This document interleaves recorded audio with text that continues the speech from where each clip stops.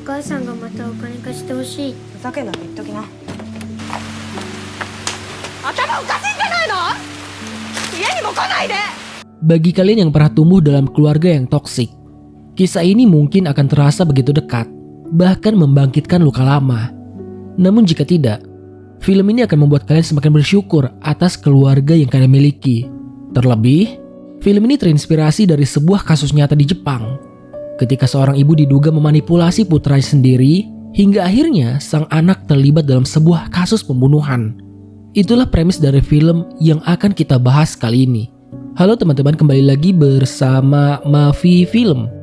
Inilah Mother tahun 2020. Film dibuka dengan memperlihatkan seorang anak laki-laki bernama Suhei yang berjalan sendirian di tengah ramainya kota. Kepalanya tertunduk, langkahnya pelan, seolah memikul beban yang terlalu berat bagi anak seusianya. Di tengah lamunannya, terdengar suara seorang perempuan yang memanggil namanya dengan nada ceria. Seorang wanita mengayuh sepeda merah sambil melempar senyum hangat ke arahnya. Wanita itu bernama Akiko, ibu dari Suhei. Sosoknya terlihat bebas, spontan dan sama sekali tidak mencerminkan sosok ibu yang hidup dengan penuh aturan. Saat menghampiri putranya, Akiko menyadari bahwa lutut Suhei terluka. Tanpa banyak bicara, ia langsung berjongkok membersihkan luka itu dengan tangannya sendiri. Suhei hanya membalas dengan tatapan diam. Tatapan yang dipenuhi rasa percaya, namun juga menyimpan kebingungan yang sulit untuk dijelaskan. Tidak lama kemudian, Akiko kembali mengayuh sepeda merahnya. Suhei pun berlari kecil di belakangnya, berusaha mengejar sang ibu yang terus melaju tanpa pernah benar-benar menoleh. Suhei! 私も仕事吹けちゃった。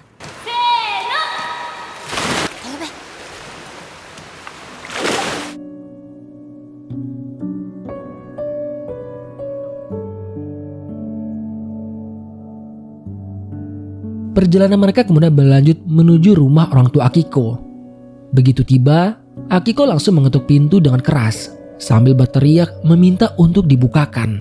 Kedatangannya bukan untuk melepas rindu, melainkan untuk meminta uang kepada ibunya yang sudah lanjut usia. Suasana di dalam rumah seketika memanas. Kaede, adik dari Akiko, berusaha untuk menghentikannya. Ia mengingatkan bahwa Akiko masih memiliki banyak hutang dan yakin uang itu hanya akan dihabiskan untuk memenuhi kebiasaan buruknya. Perdebatan semakin memuncak hingga ayah Akiko memilih membawa Suhei keluar rumah. Ia berusaha menjauhkan cucunya dari pertengkaran orang dewasa. Namun tidak lama kemudian, Suhei kembali masuk sambil menggenggam sejumlah uang. Melihat itu, sikap Akiko berubah seketika. Meski begitu, sang ibu tetap menolak. Ia tahu uang tersebut tidak akan digunakan untuk kehidupan yang lebih baik. Dengan wajah kecewa, Akiko mengajak Suhei untuk pergi. これが最後だから。お姉ちゃんパチンコばっかりやってんだから。お金だけちょうだいって言ってるの。だから何だよ。何してんの？楓ばっかり可愛がって。私お母さんに毎月お金渡してるんですけど。お金は一切出さない。 Mereka kemudian singgah di sebuah pusat permainan. Di sana, Akiko menghampiri seorang pria yang sedang bermain mesin tari elektronik. Tanpa disadari oleh Suhei, pertemuan singkat itu mengubah arah hidup mereka. Pada malam harinya, Akiko pulang bersama pria asing bernama Ryo dalam kondisi yang tidak stabil. Suhei pun harus mendorong sendiri sepeda ibunya hingga tiba di rumah. Sejak malam itu, Ryo mulai menjadi bagian dari kehidupan mereka. Sementara Akiko larut dalam dunia sendiri. Suhei justru dipaksa melakukan berbagai hal yang seharusnya menjadi tanggung jawab orang dewasa. Bahkan saat makanan habis, Akiko menyuruhnya keluar seorang diri di malam hari hanya untuk membeli mie instan dengan uang seadanya. Meski kelelahan, Suhei menuruti semua perintah itu tanpa mengeluh. 周平、お湯沸かして。カップラーメンもない。マジで？お湯入れてくんだよ。 Pada keesokan harinya, Akiko menitipkan Suhei kepada seorang pria bernama Ujitaka. Ia mengaku akan pergi ke Nagoya bersama Ryo. Namun pada kenyataannya, Suhei ditinggalkan sendirian tanpa kepastian kapan ibunya akan pulang. Hari demi hari berlalu, Suhei hanya bertahan hidup dengan mie instan, sementara Akiko tak pernah kunjung kembali. Ironisnya, saat akhirnya menelpon, Akiko bukan menanyakan keadaan putranya, melainkan untuk meminta uang kepada anaknya sendiri. 早く帰ってきてよ。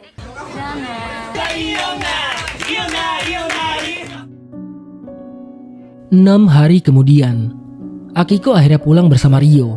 Rasa rindu dan kecewa yang selama ini dipendam oleh Suhei akhirnya meledak. Namun amar itu tidak bertahan lama. Akiko justru memaksanya berbohong dengan menuduh Ujitaka telah melakukan perbuatan yang tidak pantas demi melindungi ibunya.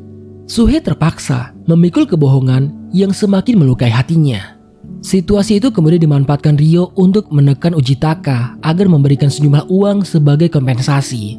Saat keadaan mulai tak terkendali, Akiko, Ryo, dan Suhei memutuskan melarikan diri dengan kereta, meninggalkan semua masalah yang mereka telah ciptakan. 周平が泣きながら言ったんです。俺らマジどこまでも追及すっかんな。市役所の職員が何やってんだ小さい子供によ。慰謝料だよ。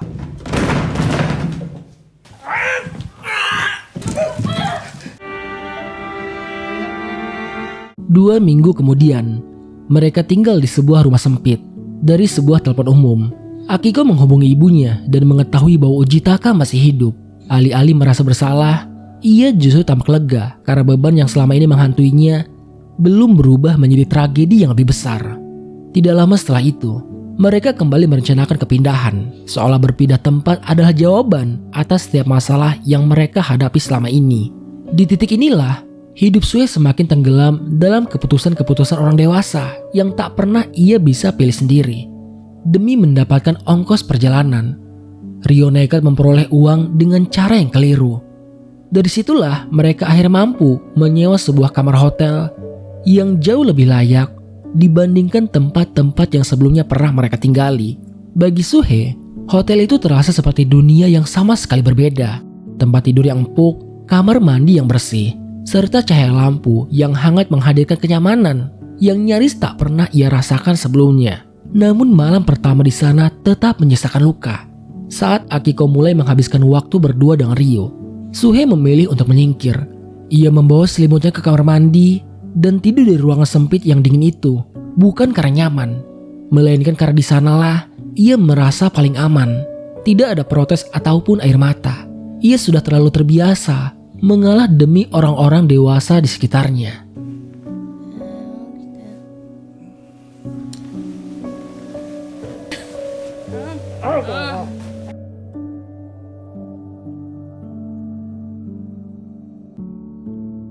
Pada keesokan harinya, sebelum meninggalkan hotel, Akiko menemui pemilik hotel bernama Akagawa. Dengan tutur kata yang lembut dan senyum yang penuh maksud, ia meminta agar segera diberi kabar jika ada pihak berwenang yang mencarinya.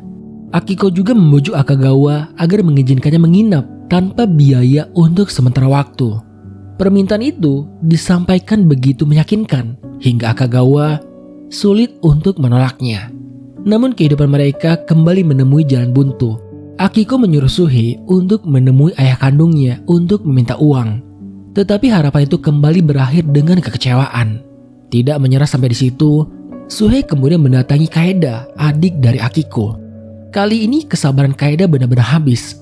Ia memberikan sejumlah uang, tetapi dengan tegas mengatakan bahwa setelah hari itu, Akiko tidak boleh lagi menghubunginya. Nomor telepon diputus, dan sejak saat itu, hubungan mereka seolah ikut berakhir.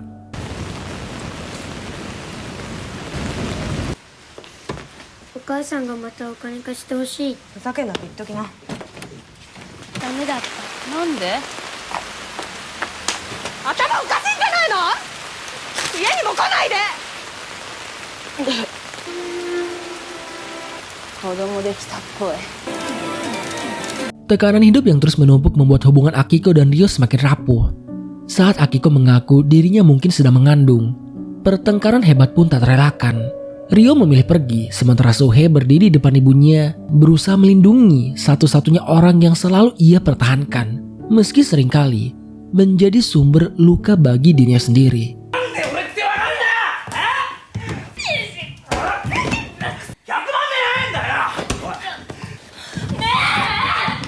絶対無理。 Tidak lama kemudian, Akagawa datang dan mendapati kamar mereka dalam keadaan berantakan. Ia menanyakan kondisi Akiko lalu meminta Suhei keluar untuk membeli minuman agar mereka bisa berbicara berdua. 大丈夫ですか？周辺なんか買ってきて。 Keesokan paginya, karena seluruh kamar hotel telah terisi, Akagawa membuat sebuah tenda sederhana di loteng hotel untuk Akiko dan Suhei. Tempat itu begitu panas saat siang dan menusuk dingin ketika malam tiba. Meski jauh dari kata layak, bagi Akiko, itu sudah lebih dari cukup. Pada suatu hari, ketika bermain bola bersama Suhei di sekitar hotel, Akiko kembali memintanya menemui sang nenek untuk meminta bantuan sekali lagi. Dengan langkah penuh keraguan, Suhei kembali mendatangi rumah kakek dan neneknya. Ia menjelaskan bahwa Akiko sedang mengandung dan membutuhkan banyak pertolongan. Namun kali ini, neneknya benar-benar menutup pintu harapan. Rasa kecewa yang telah bertahun-tahun dipendam membuatnya mengatakan bahwa ia tidak sanggup lagi menganggap Akiko sebagai anaknya. Suhei pulang dengan tangan kosong, membawa pulang kata-kata yang jauh lebih berat daripada sekedar penolakan. Mendengar kabar itu, Akiko sempat meluapkan amarahnya. Namun beberapa saat kemudian, ia memeluk Suhei dengan erat. Untuk sesaat, Suhei kembali merasakan hangatnya kasih sayang seorang ibu, meski ia tahu kehangatan itu selalu datang dan pergi sesuka hati. お母さん妊娠したみたい。少しだけだよ。いい加減にしてよ。いやー、顔も見たくない。ふざけないでよ。妊娠って言ったけどダメだった。なんでだよ。もう一回行こうか。周平。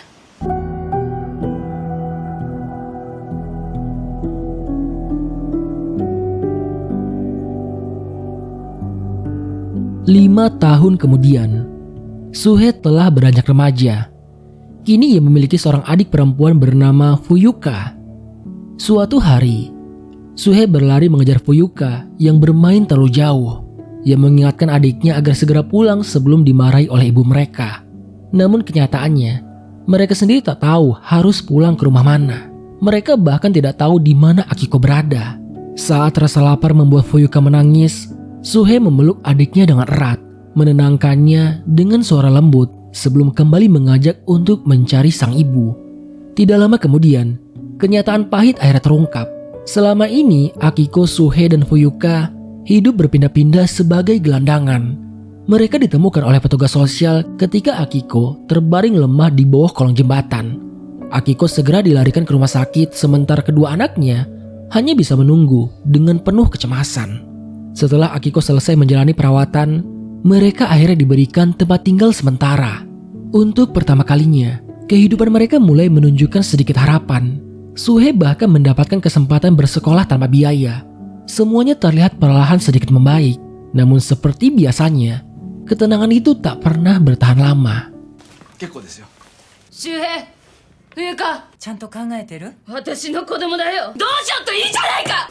みすみさん。触らないで。みすみさん。触らないで。チーズ。 Suatu hari saat Suhei hanya berdua dan Fuyuka di kamar, Ryo tiba-tiba muncul seolah tak pernah menghilang. Dengan santai, ia meminta Suhei membeli makanan, membuat anak itu hanya bisa terdiam melihat pria tersebut kembali masuk dalam kehidupan mereka. Ketika Akiko pulang dan mencoba mengusir Ryo, usahanya hanya sia-sia. Pada akhirnya, mereka kembali tinggal bersama, mengulang lingkaran kehidupan yang sama, dan pada suatu malam, Ryo melihat Akiko pulang bersama seorang pria tua dalam keadaan tidak stabil. Rasa cemburu dan amarahnya langsung meledak.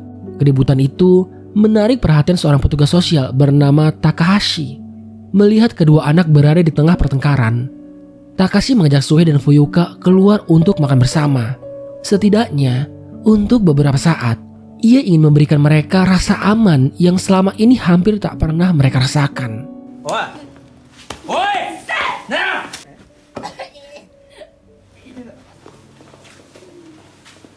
出てくの。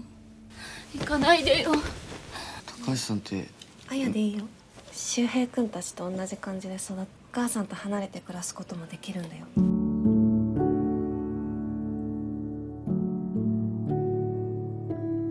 Pada keesokan harinya, Akiko berpura-pura mencari pekerjaan demi memperoleh bantuan sosial. Ia kembali meminta Suhei menjaga Fuyuka, bahkan menyuruhnya untuk bolos sekolah. Tidak lama kemudian, Takashi datang membawakan beberapa buku untuk Suhei. Namun saat Akiko pulang, ia justru melempar buku-buku itu keluar rumah. Menolak semua bentuk bantuan yang datang, Suhei sempat ingin mengejar Takashi. Tetapi langkahnya dihentikan oleh sang ibu. Pada keesokan harinya sepulang sekolah, Suhei mendapati Akiko dan Ryo sedang terburu-buru membereskan barang. Mereka harus segera pergi karena mereka dikejar para penagih hutang. Mendengar itu, Suhei akhirnya memberanikan diri menyuarakan isi hatinya. Untuk pertama kalinya, ia menolak keputusan ibunya. Ia ingin tetap tinggal agar bisa terus bersekolah dan menjalani hidup yang lebih baik. Namun seperti biasanya, keinginan Suhei tak pernah benar-benar didengar. Ia tetap dipaksa untuk ikut meninggalkan semuanya. Di tengah perjalanan, Suhei diam-diam menempelkan secari kertas berisi permintaan maaf di pinggir jalan. Tidak lama kemudian, Ryo memutuskan meninggalkan mereka. Ia mengaku tak ingin Akiko dan kedua anak itu terseret dalam masalah yang mengejarnya. Sebelum pergi, Ryo berpesan kepada Suhei agar menjaga ibu dan adiknya. Pesan sederhana itu berubah menjadi beban besar yang harus dipikul seorang anak yang bahkan belum dewasa. 行こう。お前の母ちゃんやっぱいい女だって。冬香。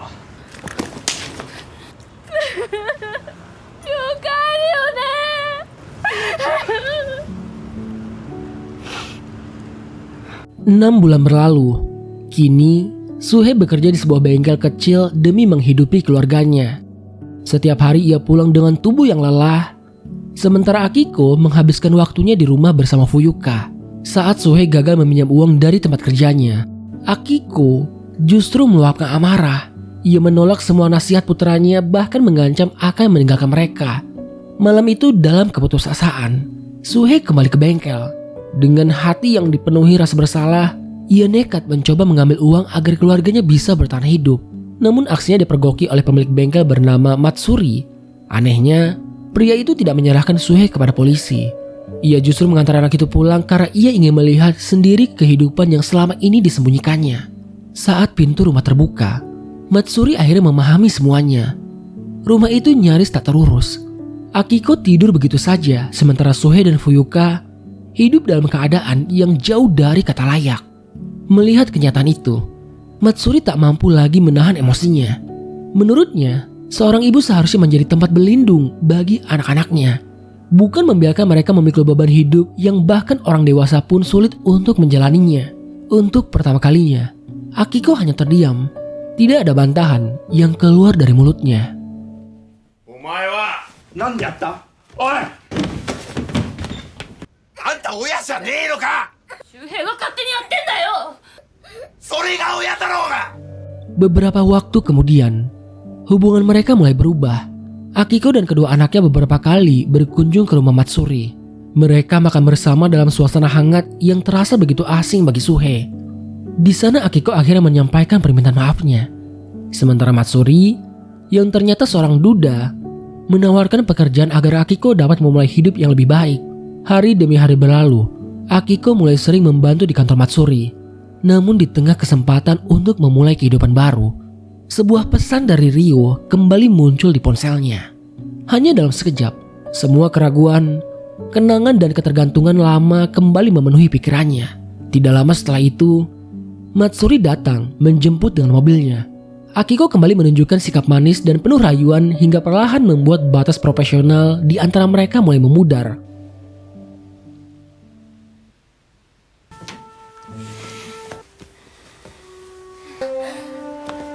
Namun ketika Suhei tiba, ia dikejutkan oleh permintaan yang tak pernah ia bayangkan.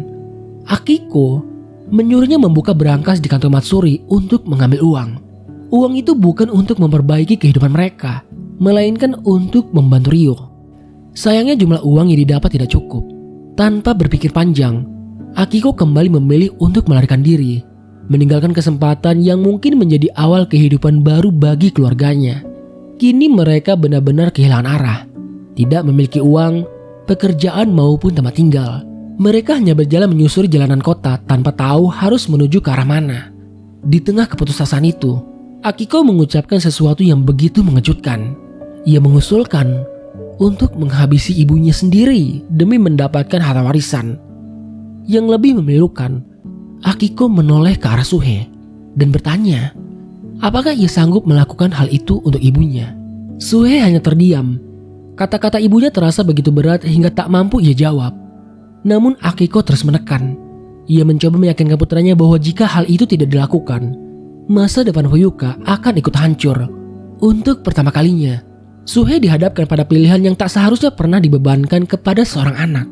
Suhe yang selama ini hanya hidup untuk menjaga ibu dan adiknya, akhirnya tak lagi mampu membantah. Ia hanya terdiam, dan bagi Akiko, diam itu sudah cukup sebagai jawaban.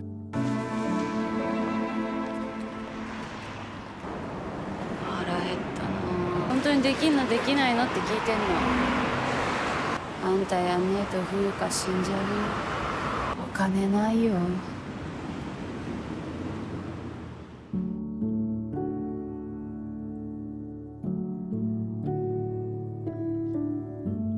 Pada keesokan harinya, mereka tiba di rumah orang tua Akiko. Sebelum Suhe masuk, Akiko kembali menatap putranya, memastikan bahwa ia masih akan melakukan apa yang telah direncanakan. Bahkan, ia sempat bertanya bagaimana cara dan berapa lama semuanya akan selesai. Dengan langkah berat, Suhe mendekati pintu. Ia mencoba meyakinkan dirinya bahwa sang nenek mungkin sudah tak lagi mengenali wajahnya. Namun saat pintu terbuka, semua harapan itu seketika runtuh. Neneknya masih mengingatnya. Suhe dipersilakan masuk dan duduk di meja makan bersama kakek serta neneknya.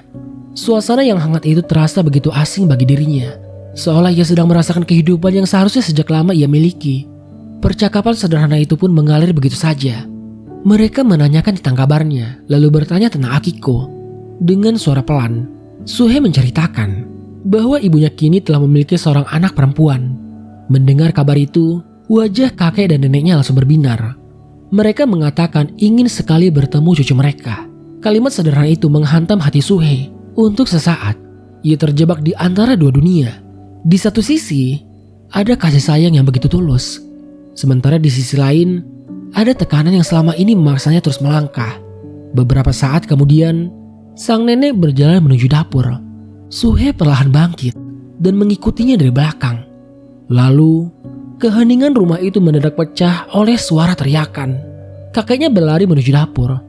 Teriakan kembali terdengar dan kali ini terasa lebih memilukan. 周平、ご飯食べてきなさいよ。会いたいな。顔も見たくない。ふざけないでよ。何してんだ。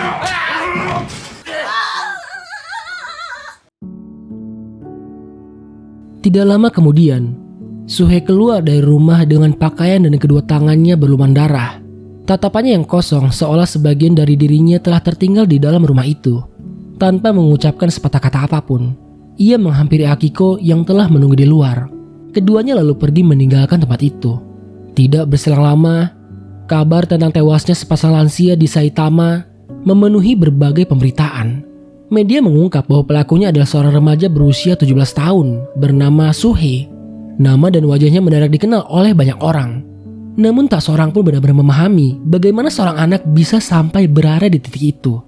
5 bulan kemudian, Akiko ditangkap dan mulai menjalani pemeriksaan. Di hadapan penyidik, ia mengaku bahwa dirinya memang pernah meminta Suhe melakukan semua itu. Meski begitu, penyidik sulit percaya baginya seorang anak tak mungkin mengambil keputusan besar itu tanpa tekanan orang dewasa. Tidak lama kemudian, giliran Suhe menjalani pemeriksaan. Ia duduk dalam diam cukup lama sebelum akhirnya mengangkatkan kepalanya. Saat ditanya, apakah semua itu dilakukan atas perintah ibunya, Suhe justru mengaku bahwa semuanya adalah keputusannya sendiri. Penyidik terus mencoba menggali kebenaran. Namun seberapa keras pun mereka bertanya, jawaban Suhe tak pernah berubah sedikit pun. お金を工面していたんじゃないんですか。私が自分の子供をどう育てても強盗殺人の共犯者だと考えている。今回のことはね、指示はあった。お母さんからの指示はないです。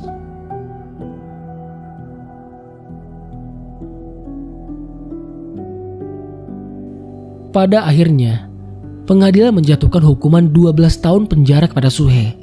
Sementara Akiko hanya menerima hukuman yang jauh lebih ringan dengan masa penangguhan. Tak satu pun dari mereka mengajukan banding. Hari-hari Suhei kini berlalu di balik jeruji besi. Rambutnya dipotong pendek, tubuhnya dibalut seragam tahanan, dan wajahnya terlihat jauh lebih dewasa dibanding usianya. Suatu hari, ayah kandungnya datang menjenguk. Tak ada pelukan, tak ada tangisan. Hanya dua orang yang saling menatap dalam keheningan, mencoba memahami jarak yang diciptakan oleh waktu dan tragedi. Ayahnya kemudian memberi kabar tentang Fuyuka. Ia mengatakan bahwa gadis itu kini tinggal di panti asuhan dalam keadaan aman dan terawat. Meski lokasi panti dirahasiakan, kabar itu sudah cukup membuat Suhei menghela napas lega. Namun masih ada satu pertanyaan yang terus mengganjal di hati sang ayah. Mengapa Suhei memilih memikul semua kesalahan itu seorang diri? Suhei hanya terdiam sesaat, lalu menjawab dengan suara datar. Menurutnya, hidup di dalam penjara justru terasa lebih teratur. Ia bisa makan dengan cukup, tidur tanpa rasa takut, dan membaca buku setiap hari. Jawaban itu terdengar tenang. Tetapi sang ayah tahu putranya sedang menyembunyikan sesuatu. Sebelum waktu kunjungan berakhir, ia kembali meminta Suhei berkata jujur. Keheningan panjang kembali memenuhi ruangan. Hingga pada akhirnya, Suhei mengangkat wajahnya dan mengucapkan alasan yang selama ini ia sembunyikan. Ia sangat mencintai ibunya. Begitu besar rasa cintanya hingga ia rela memikul seluruh kesalahan itu seorang diri. Baginya, jika memang harus ada seseorang yang menerima hukuman, biarlah dirinya. Mendengar pengakuan itu, sang ayah hanya mampu terdiam. Tak ada lagi kata-kata yang sanggup diucapkan. Saat Suhei kembali digiring menuju selnya, sang ayah hanya bisa memandangi dari kejauhan. Saat itulah ia menyadari bahwa cinta seorang anak jika tumbuh di tempat yang salah bisa berubah menjadi beban yang menghancurkan hidupnya sendiri. Yuka-chanね、やっと受け入れ先が決まったの。裁判ずっと見てきたけど。外に戻りたくないんですよね。ご飯だって食べれるし、本だって読めるし、お母さん好きなんです。ねえ、周平君。全部ダメですよ。生まれてきてからずっと。Beberapa waktu kemudian, ayah Suhei menemui Akiko di ruang kunjungan yang sunyi. Ia memberitahu bahwa Fuyuka kini berada dalam keadaan yang baik. Akiko hanya mendengarkan tanpa banyak reaksi. Wajahnya sangat datar dan tatapannya sangat kosong. Lalu, sang ayah perlahan mengangkat tangannya dan menyentuh pipi Akiko. Dengan suara lirih, ia mengatakan bahwa hingga detik terakhir, Suhei masih memilih untuk melindungi ibunya. Bahkan, ketika seluruh hidupnya harus hancur oleh perilaku ibunya. Kalimat itu menggantung di udara, namun Akiko tetap membisu. Tak ada pembelaan, tak ada penyesalan yang sanggup keluar dari bibirnya. Mungkin untuk pertama kalinya, ia benar-benar kehabisan kata-kata. Dan film pun selesai.